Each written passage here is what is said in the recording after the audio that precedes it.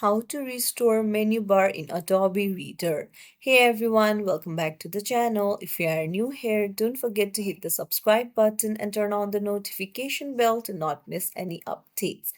So, with the new update on Adobe Reader, has your menu bar been removed? Then you're in the right place.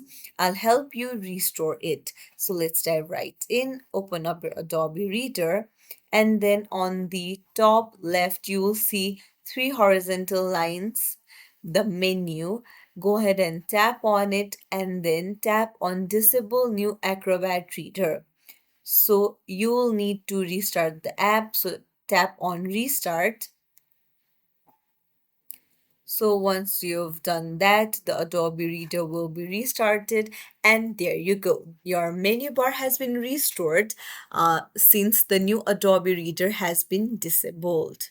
So that's it. If you found this tutorial helpful, don't forget to like and subscribe to our channel for more tips and tricks. Thank you for watching.